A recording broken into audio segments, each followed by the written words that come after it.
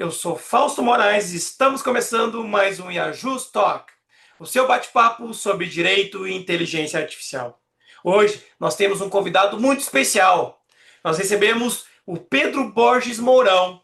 Ele é promotor de justiça, mestre em direito, vibe coder, coordenador da Escola de Direito Amperge e curador do podcast Hash Justiça. Pedro, seja muito bem-vindo ao Yajus Talk e começa aí falando pra gente o que é esse podcast Hash Justiça, do que trata? É, Fausto, meu querido amigo, muito obrigado pelo convite. É um privilégio estar aqui nesse podcast, que já é uma referência no tema de inteligência artificial e direito. Eu sou fã, acompanho todos. E muito obrigado pela pergunta. O Hash e Justiça, ele é o produto de uso de inteligência artificial. Eu comecei a usar o notebook LLM da Google. Ainda na época em que ele não gerava textos em português, só em inglês, então a gente tinha que fazer um hack ali de prompt e tal, para ele gerar. E eu fiquei experimentando aquilo para os meus próprios estudos e eu achei que estava ficando bem interessante, porque ele estava gerando três vozes, com uma dinâmica bem criativa, né? E fazia assim umas inserções de criatividade, até o do prompt, claro, né? Mas bem interessantes. Então, temas complexos que eu estava tentando investigar assim, me esforçando para entender ficavam ali como um exercício que eu fazia indo para a comarca, por exemplo, trabalhar 40 minutos de carro, eu ficava ouvindo aquilo, eu falei, poxa, isso aqui tá legal. Vou publicar, vai que alguém também gosta, né, de acompanhar esses assuntos, não seja só eu. E para minha surpresa, houve um interesse bem legal, a gente teve mais de 1.000 horas consumidas aí em 3 meses, lembrando que cada episódio tem 10, 15 minutos, são muito rápidos, né? Então, não tem nada demais, não tem nada de genial, na verdade. É mais uma curadoria de conteúdo que fica ali naquele veículo, né? Eu não queria eu mesmo ficar ali falando, e confesso que não tive a energia que você tem, por exemplo, né, de criar essa estrutura aqui, de gravar e, enfim, consolidar esse conhecimento todo. Então, essas vozes artificiais surgiram como quase que um pseudônimo, né? Tripartite, que podia ali debater comigo mesmo, às vezes textos que eu mesmo tinha escrito ou textos que eu estava combinando. Daí surgiu essa iniciativa, disponível hoje no Spotify e no Deezer, e eu sempre tento levar para lá as pesquisas que eu tenho feito nesse momento, ou notícias importantes, né, como, por exemplo, o julgamento da inconstitucionalidade do artigo 19 do Marco Civil da Internet, que envolve muitas perspectivas ao mesmo tempo. E esse formato de podcast mais informal tem sido muito útil. Eu escuto, inclusive, em outros podcasts, grandes pesquisadores, estudiosos do tema, dizendo que tem como principal meio de estudo diário, né, cotidiano, aquele estudo que você faz é, reiteradamente, né, a cada momento que você tem utilizado muito podcast como um veículo. Então, essa foi a ideia e tem dado muito certo. E saber que você sabe que o Hash Justiça existe, para mim, é uma grande honra, meu caro Fausto. Não, a honra é minha de recebê-lo no nosso podcast, inclusive essa afinidade que as nossas temáticas de pesquisa e discussões acabam assumindo sobre inteligência artificial, proteção de dados, e você, assim, tenho acompanhado os seus estudos e as suas publicações e o podcast, e é muito voltado para a questão de como que o direito precisa se ajustar a esse novo ambiente digital, ao uso de provas digitais, as preocupações com essas provas digitais. Eu acho que esse vai ser o grande caminho da nossa conversa hoje. Mas antes disso, já que você atua nessa área vinculada ao direito penal e também a essas novas tecnologias, ao direito digital, eu queria saber para você o que é essa hoje é uma perspectiva de acesso a diferentes bases de dados mudou na prática do direito penal, especialmente para quem está nesse lado da persecução penal. Maravilha, excelente pergunta. Eu vou tratar de uma perspectiva mais ampla. Tive mais de uma década na investigação penal, principalmente no Tribunal do Júri. Hoje estou na investigação civil, eu sou presidente de inquéritos civis, né, na tutela coletiva da propriedade, da cidadania. São investigações que tratam, enfim, de obter informações, né? Uhum. Laudos oitivos de pessoas, documentos. Então, nisso há uma identidade muito grande. E assim, o que mais mudou recentemente, eu diria, é, vamos fazer aqui uma aproximação de vocabulários, né? Essa multimodalidade probatória se expandiu muito diante do armazenamento e meio eletrônico das informações, principalmente dados de interesse investigativo, não é? Eu conheço pessoas que têm aí guardados em nuvem 200 mil e-mails que têm extensão de 10 anos das suas vidas, né? Isso hoje não é tão incomum. Então, eu costumo chamar isso primariamente de cobiça investigativa, né? Porque acaba que você fazer buscas, muitas vezes devassas digitais, é mais fácil do que construir linhas investigativas mais tradicionais. E, obviamente, que nessa toada a gente ignora todos os riscos novos, né? Toda solução cria um problema novo, não é isso? Todos os riscos de privacidade e intimidade da vida que a gente trai aí naquele célebre conflito, né? Para tutelar um bem, violamos outro de igual relevância, e isso seguimos nessa tensão e na necessária discussão disso tudo. Então, hoje a gente tem essa cobiça inicial, mas que eu relaciono também com uma legítima ambição, né? Ambição não é pecado, né? Ganância é que é. Então, a ambição investigativa é legítima, desde que, né? Certamente vamos evoluir nesse ponto aqui. Mas inquéritos antes que eram, de certa forma, lineares, né? Que trabalhavam numa lógica probatória, vamos chamar aqui, com o perdão, né? Uma lógica probatória analógica, né? Que, enfim, era muito mais centralizado. Agora a gente tem, na verdade, um verdadeiro exercício de integração e cruzamento de dados, né? O inquérito hoje é quase que uma Uma operação de ciência de ciência de dados. dados. Creio que hoje uma investigação para construção de provas do inquérito é praticamente uma ciência de dados. Tem que saber muito dessa Exatamente. área de como construir as conexões devidas, creio eu. Sem dúvida, sem dúvida. Eu tenho que fazer isso também nas minhas investigações civis e basicamente é reunir informações e 100% delas estão hoje armazenadas em e-mail eletrônico ou estarão, né? Eventualmente eu colho uma oitiva em e-mail físico por uma questão de pessoalidade, eu prefiro, mas eu vou datificar, né? Eu vou digitalizar aquilo e tentar, na medida do possível, extrair informação daquilo de uma maneira mais assertiva. Então, é o que eu costumo chamar de data fusion, né? Hoje, o grande lance não é a quantidade de informação que você realmente consegue absorver, é a forma e a eficiência da fusão que você consegue fazer entre essa multimodalidade probatória para extrair hipóteses narrativas legítimas, né? E por legitimidade eu quero dizer que sejam explicáveis, que sejam transparentes e que principalmente sejam passíveis de contraditório. Senão eu não estou produzindo prova, né? Estou produzindo alguma outra coisa cujo nome dar-se-á de maneira melhor que eu. Então, esse Data Fusion hoje vive num momento que me preocupa muito, Fausto, porque eu sei que também te preocupa, porque eu já fui gestor de TI dentro do sistema de justiça, eu fui secretário de Tecnologia da Informação do Ministério Público, já gerenciei áreas de data science, de processamento e análise de diagnósticos.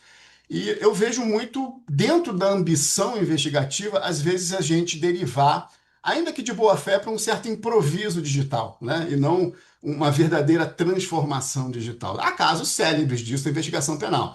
Investigação via WhatsApp Web, por espelhamento, né? Que foi muito bem analisada pela ministra Laurita Vaz lá no RHC 99735.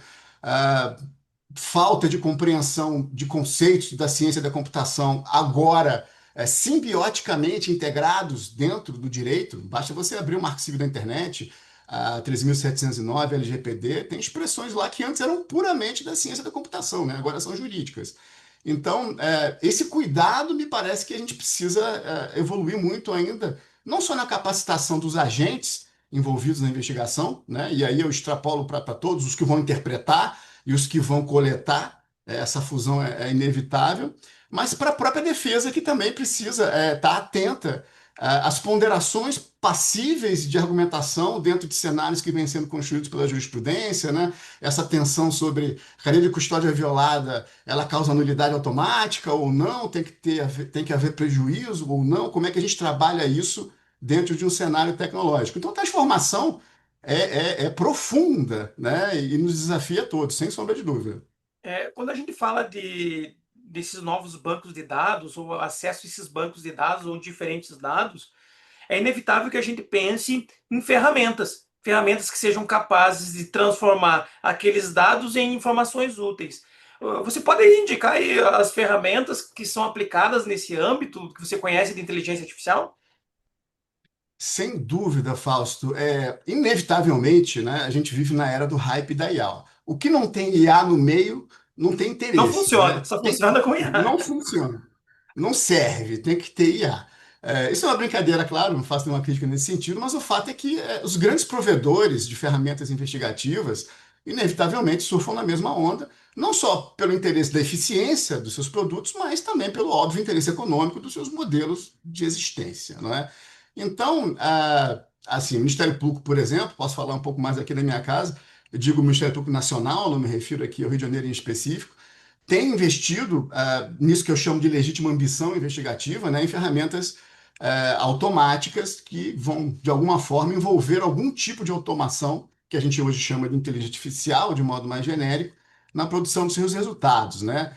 Então, há várias hoje em uso, né? O Oxygen Forensics, os pacotes Cellebrite, né? O Cellebrite Premium, o Cellebrite Pathfinder, a Relativity, no âmbito, por exemplo, do OSINT, né, da Open Source Investigation, o Maltego tem sido bastante utilizado, ferramentas de análise preditiva, principalmente comportamental, é, tendem a ser incluídas, de certa forma, nesse arcabouço, né? E assim, a IA está embarcada nas ferramentas de forense digital.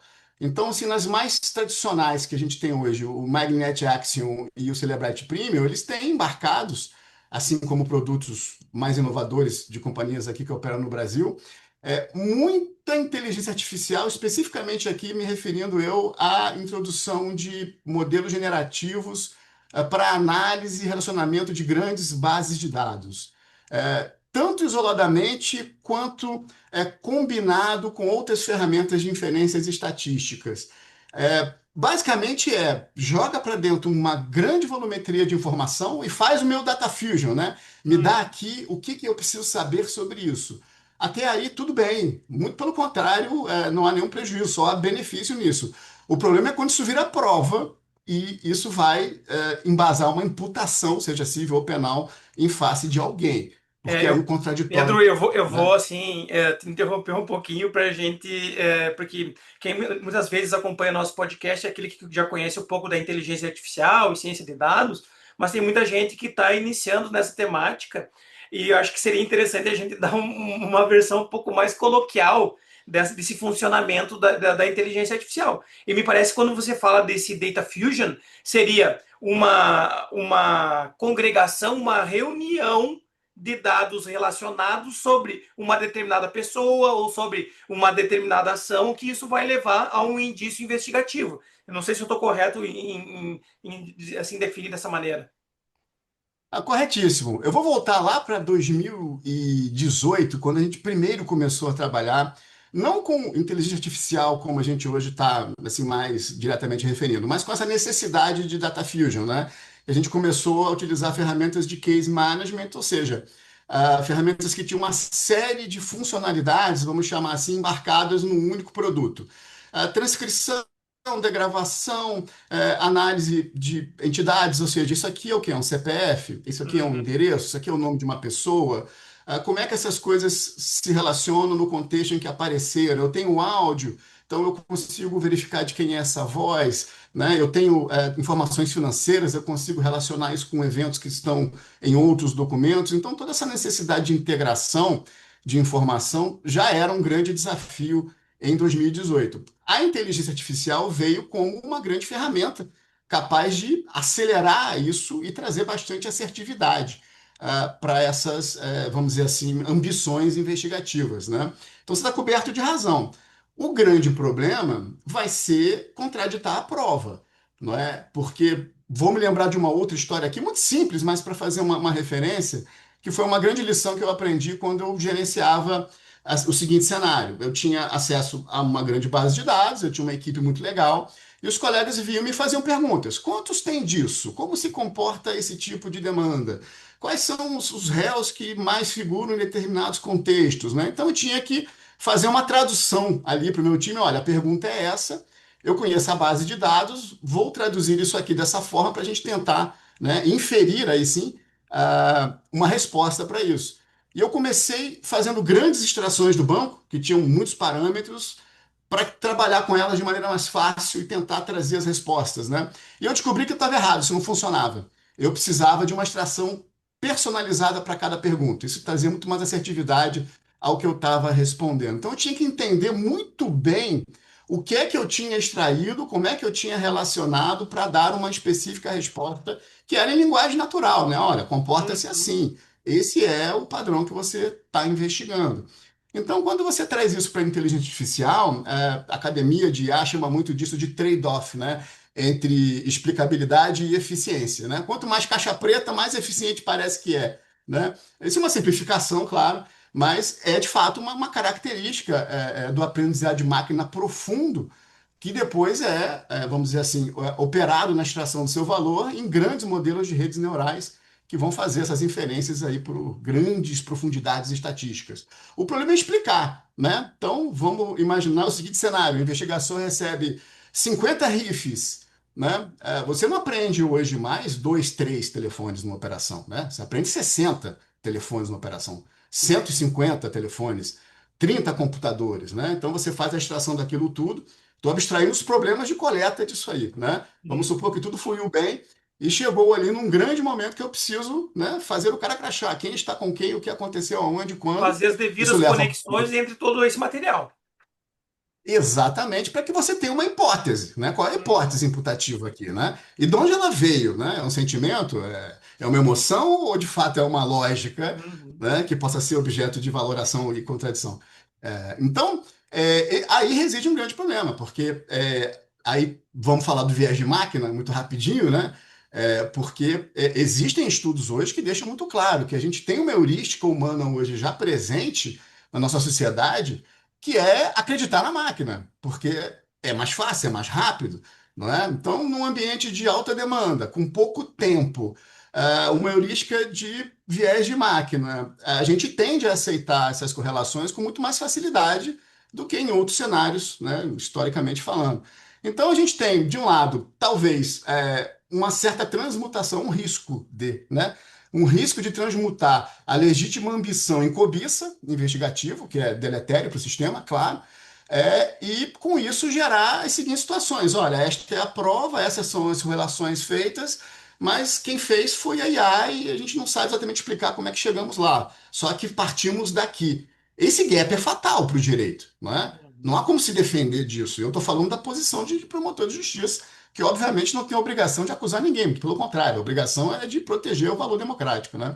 Então eu falo isso com muito conforto e muito me preocupa, porque eventualmente a gente precisasse de maior maturidade institucional, e eu falo do sistema de justiça como um todo aqui, não só do Ministério Público, no entendimento e no manejo da tecnologia que a gente chama de IA, para realmente poder operar essas provas com segurança e não repetir o que a gente viu acontecer com a prova digital, mais objetivamente falando, nos últimos 10 anos, não é? Que ninguém vai poder negar, houve uma quantidade substancial de nulidades nas cortes superiores por violação de protocolos técnicos indispensáveis, que violaram juridicamente o contraditório e a ampla defesa. Aí eu Então, queria a gente já tem um engatar um aprendizado, né? caminho na nossa conversa, Pedro.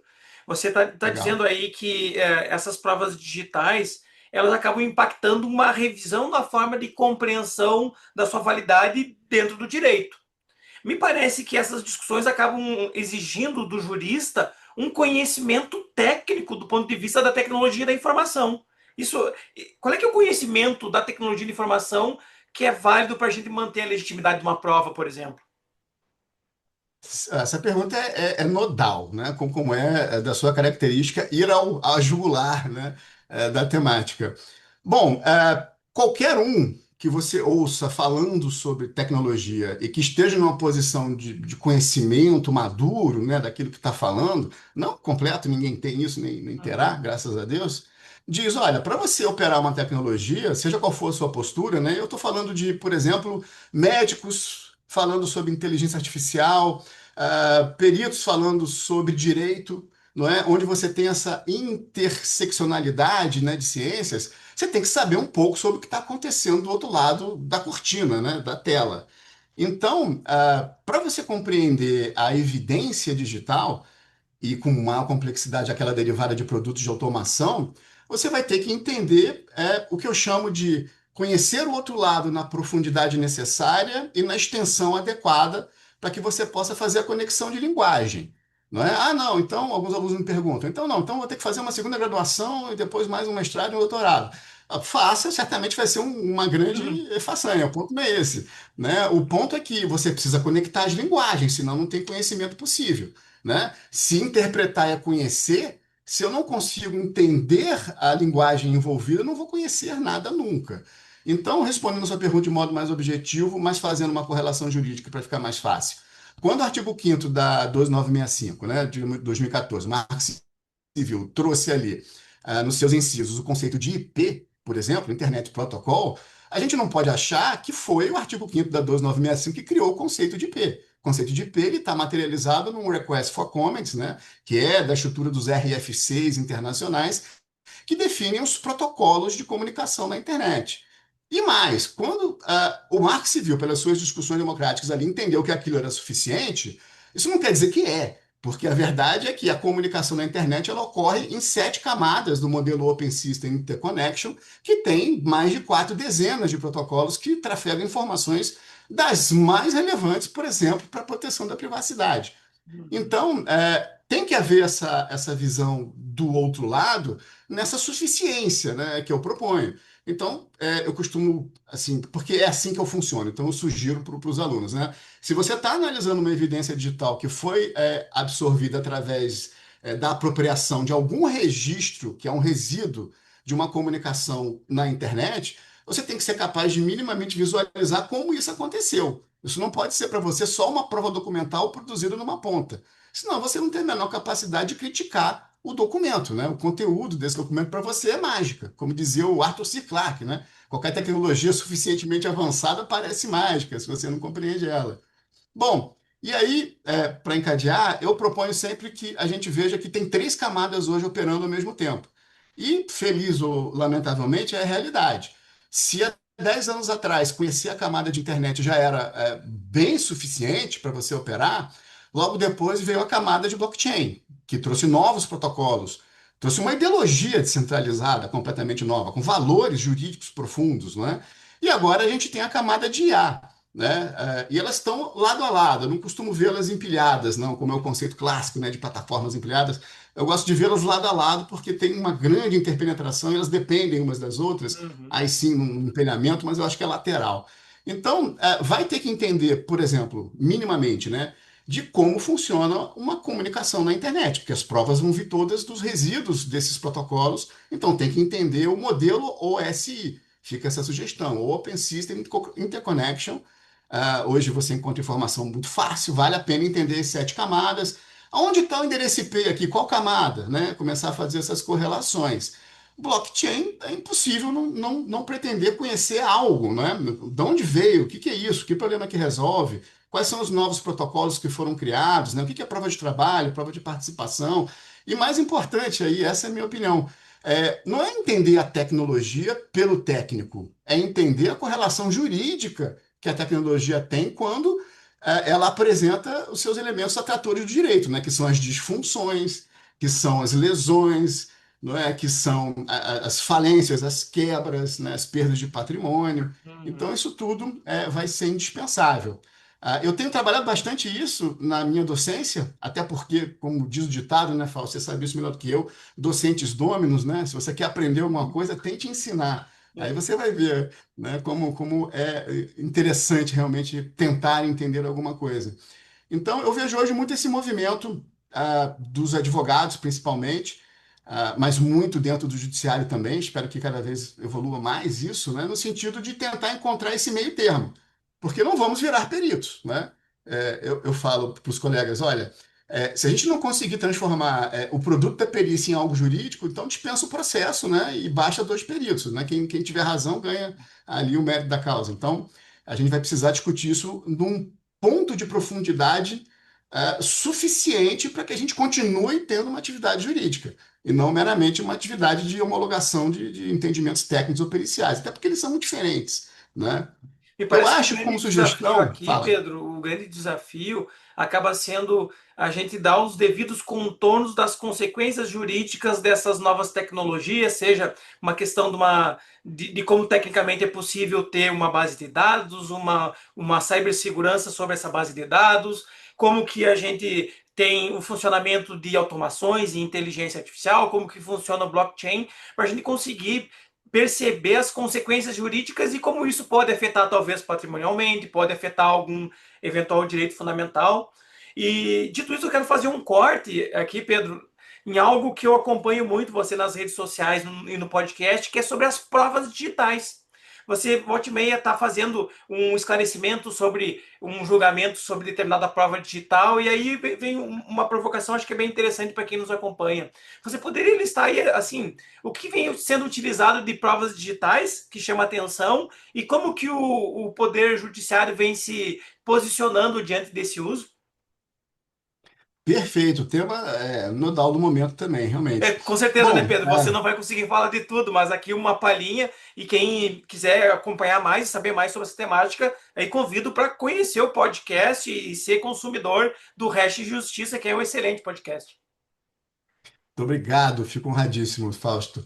Bom, o que eu mais vejo na minha prática diária e acompanho pelas decisões e tudo mais, né? As extrações de dispositivos, hoje como um gênero, são um grande elemento de ambição investigativa. Com aquele risco, né, de excesso, porque existe, obviamente, uma facilidade muito grande em devassar a vida digital das pessoas, né, sem muita preocupação com os riscos de intimidade que aí vem. Então, aí dentro tem muita coisa, né? Você vai encontrar principalmente documentos, você vai encontrar eventualmente e-mails que tenham sido ali descarregados, você vai encontrar mensagerias instantâneas, mas uma tendência nesse ponto é cada vez mais se ter a cobiça pela nuvem, não é? Tem um tipo de decisão judicial que eu mesmo combato, não porque, enfim, de algum modo o método esteja errado, mas a forma eu combato, que é a seguinte: eu sou promotor eleitoral também, no biênio atual, então a gente faz muita quebra de sigilo telemático, né, com autorização para extração forense, né, que é a duplicação forense daquele conteúdo, que tem métodos, né, tem ISO NBR para isso, não só para extrair, como para interpretar, tem ISO IEC para interpretar, que é 27042. E ali sempre vem nas decisões que deferem o que eu estou pedindo, autorizo a quebra de sigilo telemático e a duplicação forense no dispositivo X, vírgula, inclusive em nuvem. Né? Essa é uma fórmula que eu acho muito ruim, né? Porque parece que cada dispositivo tem uma nuvem própria acoplada, como houvesse uma existência, né, dupla dos dispositivos eletrônicos. Então, da duplicação forense vem a cobiça pela nuvem, e a nuvem é um termo genérico que pode conter qualquer coisa. Eu vejo muito direcionamento para e-mails, né? Por exemplo, nas investigações que eu faço de fraudes, hipóteses, né? Eu sempre trabalho com hipóteses ali, de fraudes em licitação, a gente sempre tenta entender se existe justa causa, ou seja, se existe realmente razoabilidade e proporcionalidade para a gente pedir uma quebra de sigilo telemático dessas informações já em repouso, porque ali existe não só uma grande vantagem, mas também um grande risco, né? Primeiro que eu tenho um grande manancial de conversas documentadas, só que quando eu quebro o sigilo telemático de e-mails armazenados, eu estou correndo o risco de quebrar o sigilo de todo mundo que também conversou com aquela pessoa, né? Então isso tem que ser muito bem fundamentado, muito bem dosado. E eu costumo exigir, ou pelo menos ponderar, talvez seja a melhor palavra, que a gente tenha um dicionário de dados para trabalhar, não só um período. Se eu vou trabalhar com e-mail, o que eu quero saber desses e-mails, né? Senão eu estou pescando. Então, por exemplo, a gente teve uma quebra deferida num conjunto de e-mails que investigava uma hipótese de compra de votos. Então, eu elaborei um rol de meta tags. Olha, dinheiro, pagamento, recursos, compra, transferência, envio, votos, apoio político, uma série de expressões que vão orientar a perícia no sentido de obter, né, de fato, a informação que a justa causa permite. Então, o e-mail tem muito disso. Agora, o campeão me parece que é o WhatsApp, né? Hum. Informações de Eu ia chegar WhatsApp nesse ponto. hoje. Se você não falasse, eu ia provocar do WhatsApp, porque todo mundo tem aquela tradicional pergunta. Mas o meu print do WhatsApp não vale mesmo? Pois é. O Brasil é um dos maiores usuários globais do WhatsApp, né? Os gringos vêm para o Brasil, eles não entendem, né, o que a gente faz Pix pelo WhatsApp, a gente gerencia tudo pelo WhatsApp, né? Então, provavelmente, porque eu sou mais antigo, então tenho 10 anos de nuvem e e-mail, mas hoje os mais modernos devem ter os seus anos em aplicações de WhatsApp, né? Se não estão ali apagando ou não estão gerenciando a própria privacidade ali nos backups. Então, extração de WhatsApp, ela tem maneiras corretas de serem feitas, elas estão previstas lá na 27037, a 27042 permite interpretação, a 2701 vai trazer as regras de segurança da informação envolvidas e a método para chegar do outro lado. Ah, não, mas eu estou aqui na minha frente com o meu celular, ele é meu, eu quero tirar um print, não é?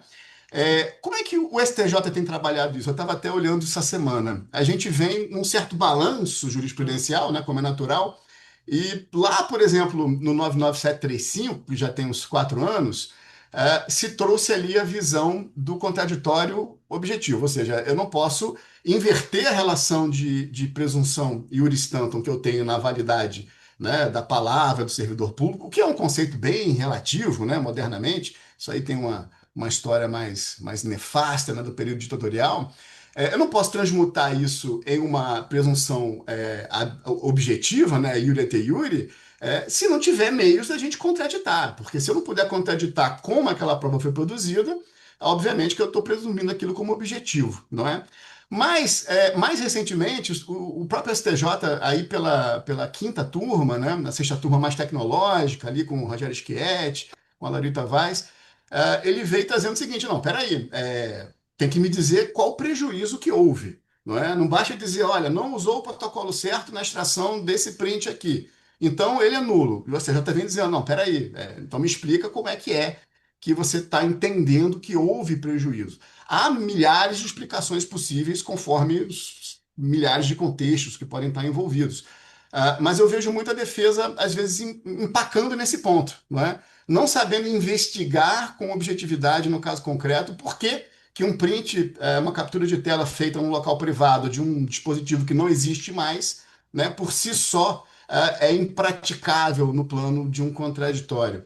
Então, a gente vem tentando sair de uma visão de automatismo, né, violou a cadeia de custódia, vamos dizer, na hipótese do print de tela e é automaticamente nulo, para uma visão mais ponderativa, né, que me agrada, porque aí você exige uma dialética. Né? Tá bom, vamos investigar esse fenômeno aqui, né? Vamos revolver esse chão linguístico aqui, trazendo o querido Lênin Streck para a conversa, e entender o fenômeno que diz que houve aqui um prejuízo significativo para a defesa, a ponto de nulificar a prova, né? De impedir a sua admissibilidade.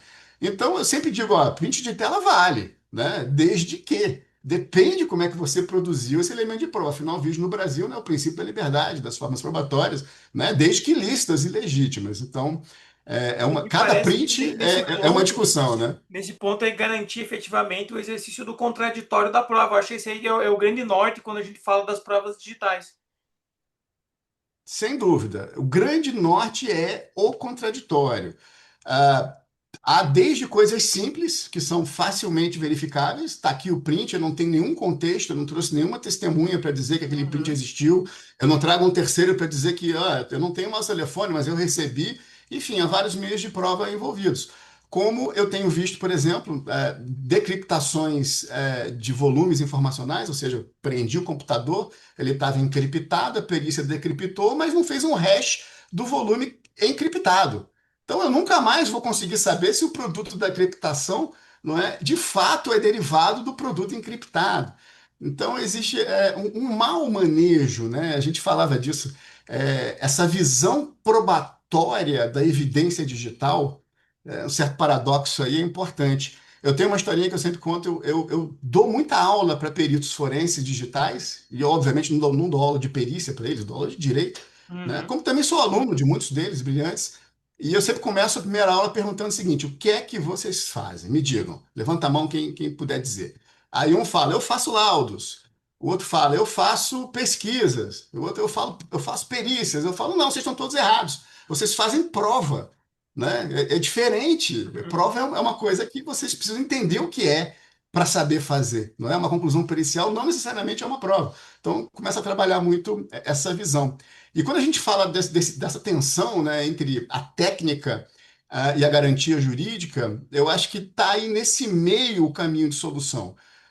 O profissional jurídico entender a composicionalidade linguística disso para poder interagir com o perito e vice-versa. Os dois têm que andar até o meio do caminho para que a gente possa dar as mãos, né, e caminhar para o rumo certo, caminhar para uma produção probatória legítima, né? Que é um dos grandes problemas da própria inferência da IA quando a gente vai usar ela para esse mesmo fim.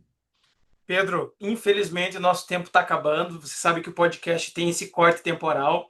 E aqui eu faço o meu agradecimento pela aula que você deu para a gente sobre esse emprego da inteligência artificial e todo esse novo meio probatório digital. Quem nos acompanhou até aqui, eu faço convite para conhecerem o podcast do Pedro, que é Hash Justiça. E também conhecer os outros episódios aqui do nosso IAJUS Talk. Você pode encontrar eles no Spotify e no YouTube. E nesse sentido, eu vou encerrando, Pedro, o nosso episódio, agradecendo novamente e esperando que possamos nos encontrar logo, logo no próximo episódio do IAJUS Talk. Um grande abraço a todos e até mais.